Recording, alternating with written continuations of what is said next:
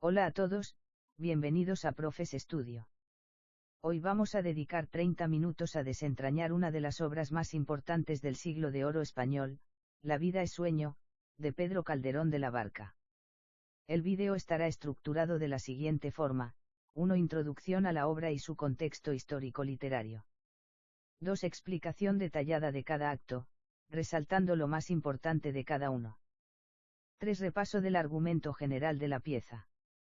4. Análisis de los temas centrales, los personajes principales y los lugares más relevantes. 5. Conclusión sobre la trascendencia y la repercusión de la obra. Primero. Introducción a la obra y su contexto histórico-literario. Pedro Calderón de la Barca nació en Madrid en 1600 y falleció en 1681, es decir, vivió prácticamente todo el siglo XVII.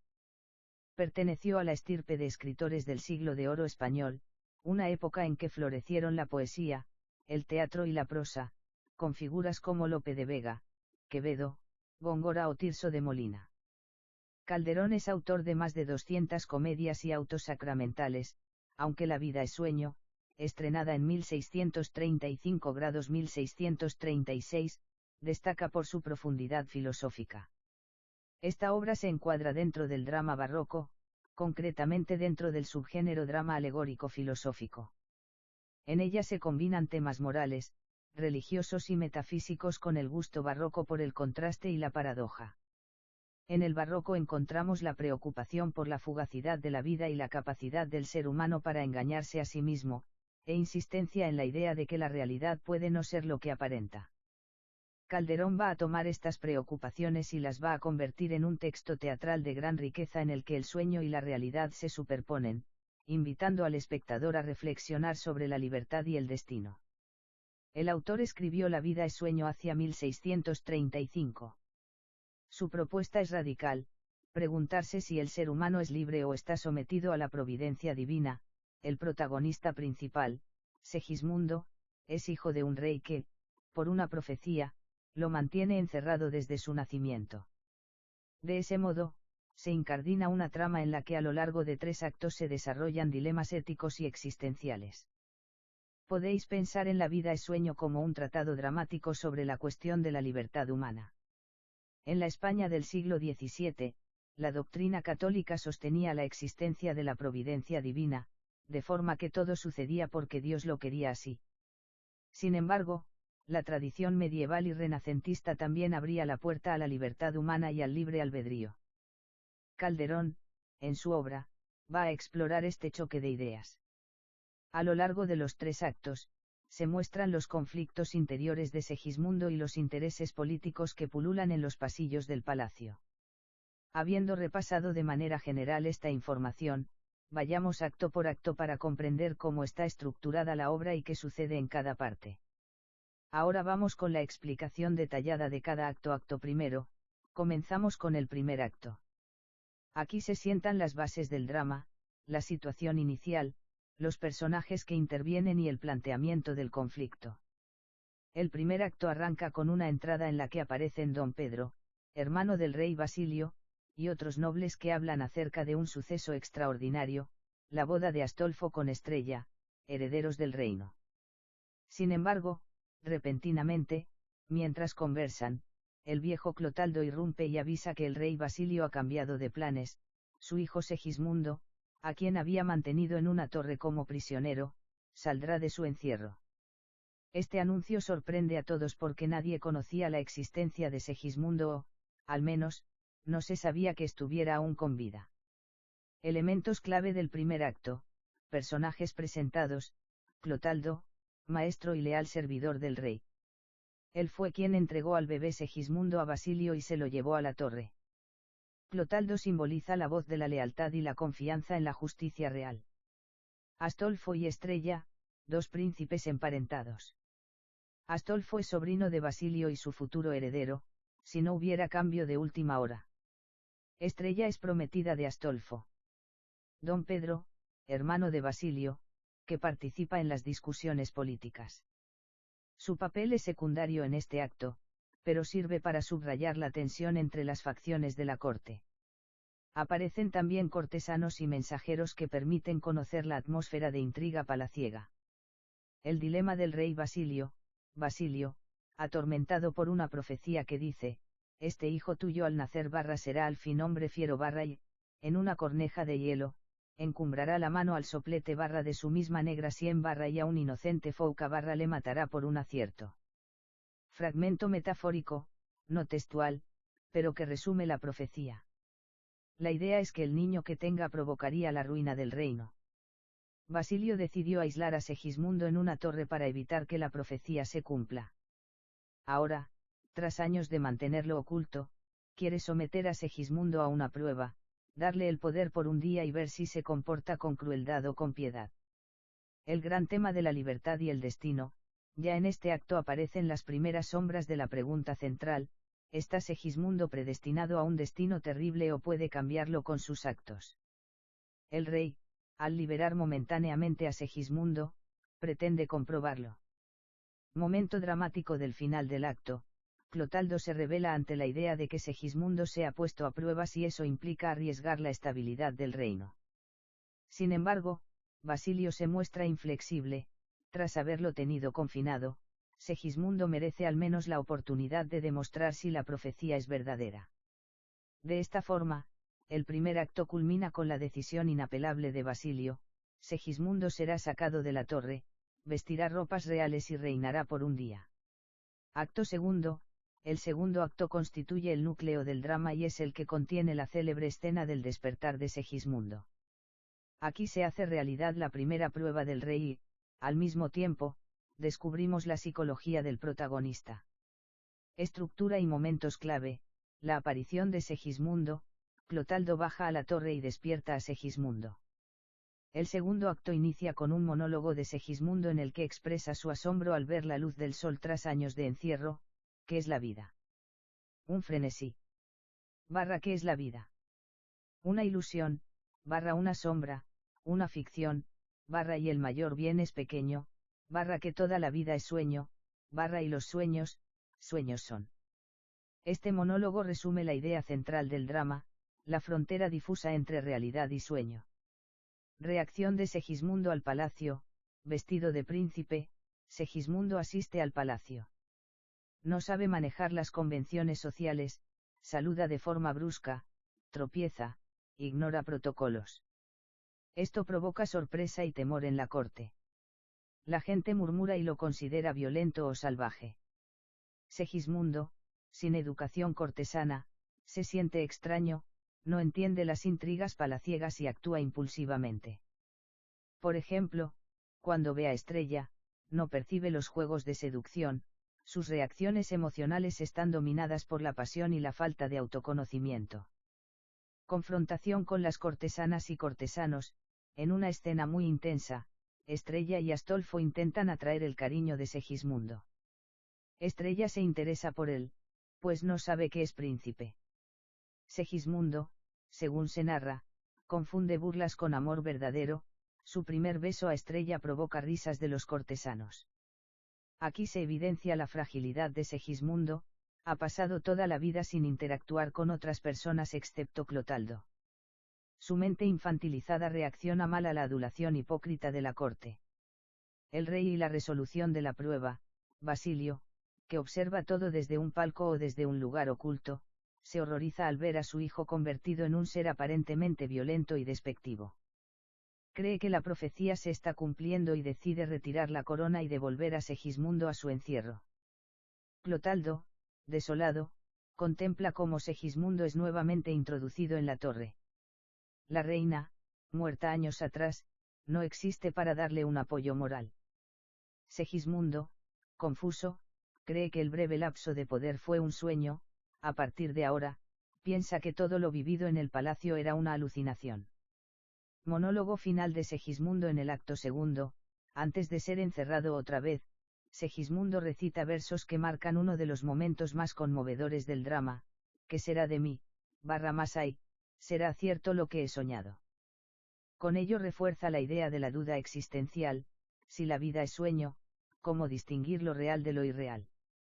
El segundo acto se cierra con una sensación de fracaso, el rey cree haber comprobado que el mensaje oracular era verdadero, y Segismundo regresa a su torre pensando que todo lo sucedido fue un sueño.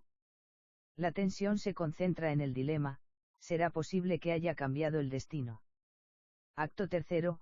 El tercer acto es el desenlace del drama y recoge la segunda parte del plan de Basilio: simular la muerte de Segismundo para probarle una vez más. En este acto se resuelven definitivamente los conflictos morales y políticos. Desglose de escenas y puntos esenciales: la conspiración de Astolfo y Clotaldo. Mientras Segismundo cree haber vuelto a su encierro tras un sueño, se fragua un complot. Astolfo y Clotaldo, ambos motivados por diferentes razones, se plantean deshacerse de Basilio. Astolfo quiere la corona, pues cree que su tío recién ha perdido la razón. Clotaldo, por su parte, actúa movido por un sentimiento de lealtad al verdadero heredero que considera a Segismundo víctima de una injusticia. El plan consiste en convencer a los hombres del rey de que Basilio estaba loco, de que había intentado abdicar injustamente. Se invita a los soldados del ejército real a una insurrección que acabase con Basilio. El ensueño de Segismundo: Clotaldo le anuncia a Segismundo que ha sido liberado nuevamente y que Basilio ha sido herido. Le insta a que vaya al palacio a tomar posesión del trono. Segismundo, aún desconfiado, acepta. Cuando llega al palacio, los conspiradores lo aclaman como príncipe libertador. Segismundo, consciente ya de sus antiguas locuras, se comporta con piedad y moderación. Se muestra tolerante con Astolfo y ofrece perdón a su padre. Todo parece indicar que ahora sí ha comprendido que la libertad y el poder requieren responsabilidad. La muerte de Basilio y el final de la conspiración: entra Basilio herido en una de las escenas más dramáticas. Segismundo, conmovido por la debilidad y el arrepentimiento de su padre, se niega a vengarse. El rey, arrepentido también, confiesa que todo era una prueba para demostrar que Segismundo había cambiado. Astolfo reconoce su error y pide perdón, mientras Clotaldo acepta la rendición. Con gran solemnidad, Basilio restaura el orden dinástico y proclama a Segismundo como heredero legítimo, disponiendo que gobierne con sabiduría. Epílogo y reflexión final: el drama concluye con un breve coloquio en el que se reflexiona sobre la propia vida, el valor de la experiencia y la importancia de la generosidad. Segismundo pronuncia unos versos que rematan la obra: y, pues de dicha ya me creí el fin, lloró de amor mi pecho, o desdicha de mi suerte, o mi vida, que trabajo, el hombre, que nace libre, en mil cadenas está sentido. Aunque esos versos varían ligeramente en distintas ediciones, la idea es la misma: el hombre experimenta la libertad como un don pero está atado a fines que exceden su voluntad. La obra cierra con una lección de humildad para gobernantes y gobernados. Con esto finaliza el acto tercero y el desenlace de la obra. Hemos visto cómo Segismundo pasa de la bestialidad del primer contacto con la corte, a la convicción de su sueño, hasta la madurez final en que ejerce la piedad política. El rey Basilio, por su parte, deja de temer a la profecía y admite que la voluntad humana y la experiencia pueden superar las fatalidades anunciadas. Ahora vamos con el repaso del argumento general. Ahora que hemos explicado acto por acto, vamos a repasar en términos generales cuál es el argumento de La vida es sueño, de forma resumida. La obra se sitúa en un reino polaco imaginario. El rey Basilio recibe una profecía al nacer su hijo Segismundo, que este niño se convertirá en un tirano cruel. Para evitarlo, Basilio encierra al bebé en una torre y ordena a Clotaldo que lo cuide. Años después, Basilio decide comprobar si la profecía es cierta, ordena liberar al prisionero durante un día y otorgarle el poder, sin revelarle que todo es una prueba. La corte, habituada al protocolo, recibe a Segismundo, quien, sin educación cortesana, reacciona de forma brusca y violenta. El rey, horrorizado, hace creer a Segismundo que todo ha sido un sueño y lo devuelve a la torre. Mientras tanto, Astolfo, sobrino de Basilio, trama con Clotaldo un complot para derrocar al rey, convencidos de que Basilio se ha vuelto loco por esa prueba a su hijo. Deciden presentar a Segismundo nuevamente como heredero legítimo. El joven, esta vez, accede al palacio y gobierna con clemencia y altura moral. Basilio irrumpe herido en la escena, reconoce que la profecía era falsa y que Segismundo ha demostrado rectitud. Astolfo pide perdón y se restablece el orden. Segismundo se convierte en el sucesor ideal para el reino. Este es, en síntesis, el argumento. Lo que hace memorable a La vida es sueño es la descripción de la conciencia de Segismundo al asumir su identidad, el conflicto interno entre el resentimiento por los años de opresión y el sentido ético que surge de la experiencia. El recurso del sueño genera una atmósfera metafísica donde nada es lo que parece. Calderón engancha al espectador a través de esta preocupación sobre lo efímero de la existencia y el peso de la voluntad humana. Con el argumento claro, pasamos a analizar en detalle los grandes temas y las figuras más relevantes del drama. Ahora explicaremos los temas, personajes y lugares más importantes. Temas principales: destino versus libertad. Este es el tema central. Desde el primer momento, Calderón sitúa la obra bajo la sospecha de la predestinación, la profecía que anuncia que Segismundo será tiránico. Basilio asume que el futuro de su hijo está escrito. Sin embargo, a lo largo de la pieza, el autor plantea la duda. Si el hombre es libre, puede cambiar su destino. Segismundo se debate entre la idea de que su vida es un sueño impuesto y la posibilidad de que, a través de la experiencia, adquiera autonomía moral. Cuando es devuelto a la torre creyendo que todo fue un sueño, el espectador duda: ¿quién somos cuando no sabemos si vivimos en un sueño? El tercer acto resuelve en parte esta dualidad. Segismundo actúa con justicia y perdona, asumiendo que su libertad le obliga a ejercer la clemencia. Sueño y realidad. El monólogo inicial de Segismundo en el segundo acto, que es la vida. Un frenesí nos recuerda que la vida humana es comparada con un sueño. Calderón aprovecha este tópico barroco para que el público cuestione la verdad de lo que ve. La obra se llena de espejismos: la simulación de Basilio, hacer creer a Segismundo que todo ha sido un sueño, el propio ensueño de Segismundo cuando cree que la liberación es solo producto de su fantasía. Todo ello subraya la fragilidad de la percepción humana. El recurso del sueño también sugiere la fugacidad de la vida: así como se sueña y se despierta, la existencia pasa rápidamente. Poder y responsabilidad. La experiencia de Segismundo, que recibe el poder sin preparación, pone de manifiesto que ser príncipe no basta, es necesario saber gobernar con justicia y prudencia. En la lección moral final, el rey Basilio advierte que un soberano debe ser sabio y ecuánime.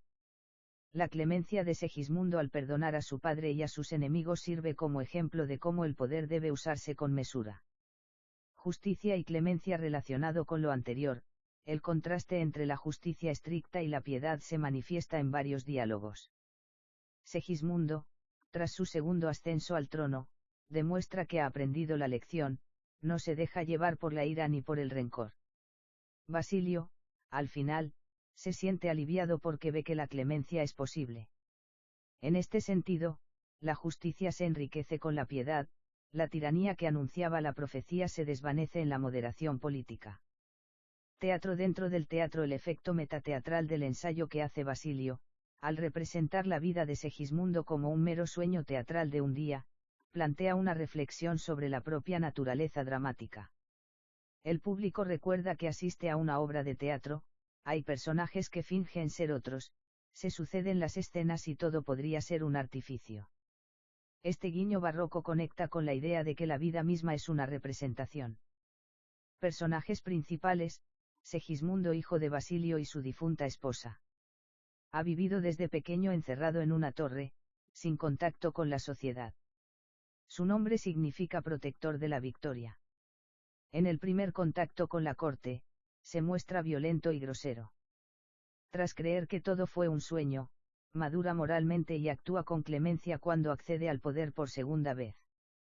Representa la lucha interior entre el resentimiento por la injusticia recibida y la voluntad de obrar rectamente. Basilio, rey de Polonia, reino ficticio. Padre de Segismundo. Temoroso de la profecía que anunciaba que su hijo sería tirano. Conducido por la superstición y convencido de que controla el destino.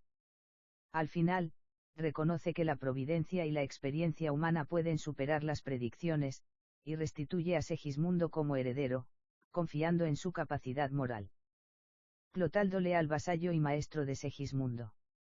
Encargado de cuidar al príncipe en la torre. Sufre por la situación límite, leal al rey y protector del príncipe. Su actitud varía, primero acata la orden de alejamiento, después se rebela contra la prueba del rey, y finalmente toma parte en el complot político. Su personaje simboliza la voz de la conciencia moral. Astolfo, sobrino de Basilio y primo de Segismundo. Vivía esperando convertirse en heredero, pero la liberación de Segismundo lo arruina. Despierta en él la ambición de derrocar a su tío y convertirse en rey. Su complejidad psicológica radica en la envidia y el deseo de restitución de sus derechos, oscila entre el patriotismo, se justifica a sí mismo diciendo que hace justicia, y la avaricia. Estrella prima de Segismundo y prometida de Astolfo. Mujer noble, que en un principio muestra compasión por Segismundo y trata de conquistar su amor. Su relación con Segismundo evidencia la brecha cultural, para ella, la corte es un juego de seducción, para Segismundo es un entorno hostil. Al final, acepta al Segismundo maduro y virtuoso. Rosaura, aparece mencionada en La vida es sueño o en otras obras de Calderón, en esta obra en concreto su presencia se reduce o bien se la asocia con otro personaje femenino de comedia.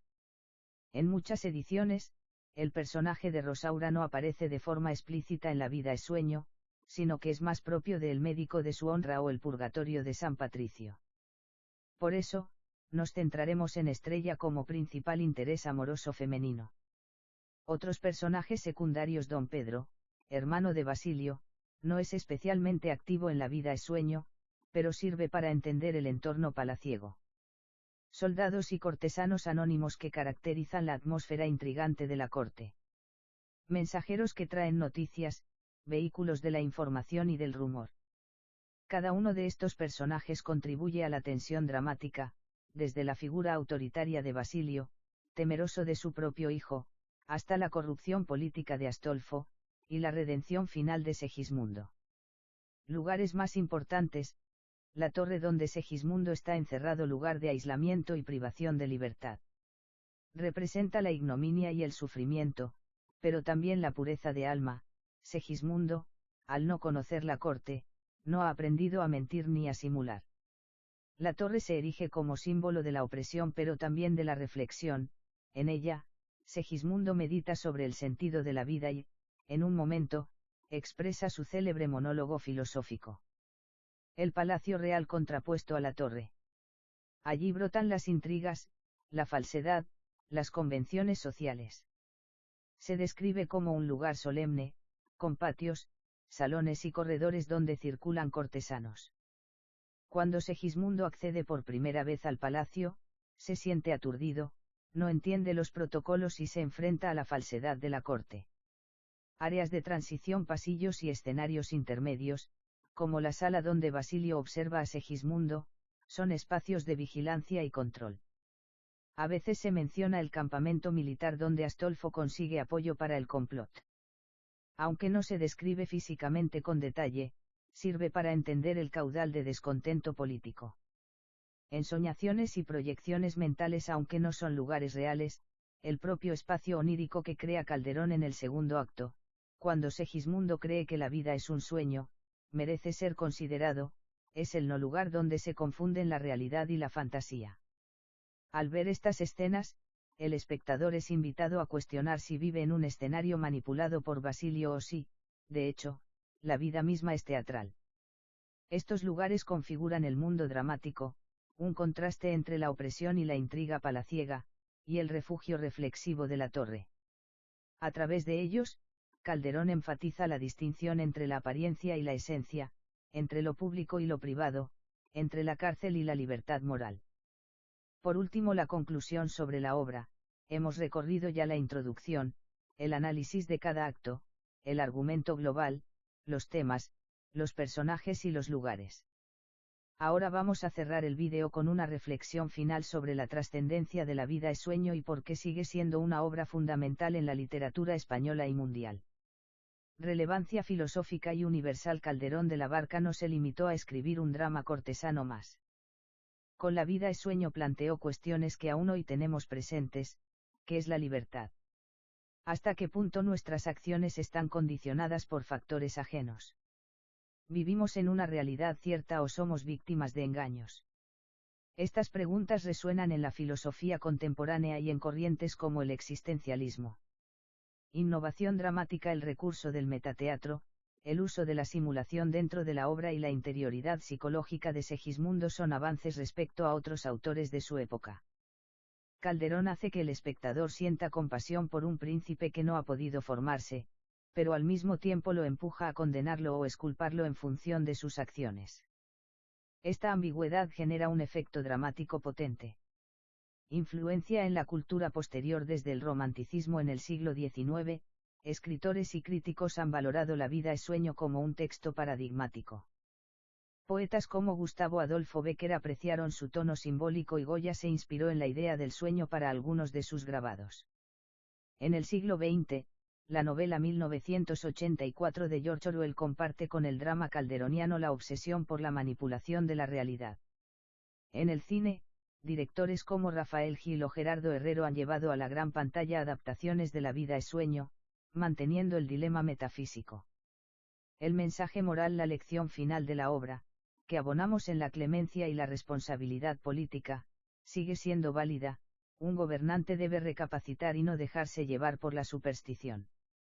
La posibilidad de redención a través de la experiencia y la reflexión es un valor icónico. Segismundo, al asumir la responsabilidad, se convierte en ejemplo de cómo el amor y la compasión trascienden la venganza. Calderón defiende una visión humanista que exaltaba la nobleza de espíritu por encima de la condición social o del miedo. Pertinencia didáctica. Para nosotros, como docentes de literatura castellana, La vida es sueño es un texto perfecto para trabajar la métrica del siglo de oro, los recursos retóricos del barroco, antítesis, metáfora, paradoja, y la concepción del honor, la libertad y el poder en el pensamiento español del siglo XVII. También es útil para analizar la evolución del teatro occidental hacia estructuras más complejas que incluirían el sustrato psíquico de los personajes. Y con esto concluimos nuestro repaso en profundidad de La vida es sueño, de Calderón de la Barca. Espero que este vídeo os haya ayudado a entender los entresijos de la obra, sus claves filosóficas y dramáticas, así como la vigencia de sus reflexiones. Si os ha gustado, no olvidéis dejar un me gusta, suscribiros al canal y activar la campanita para no perderos los próximos contenidos de literatura. Si tenéis dudas o queréis sugerir otro autor o texto, dejadme un comentario aquí abajo. Muchas gracias por vuestro tiempo y, como diría el propio Segismundo, recordad que la vida es sueño y los sueños, sueños son. Hasta la próxima.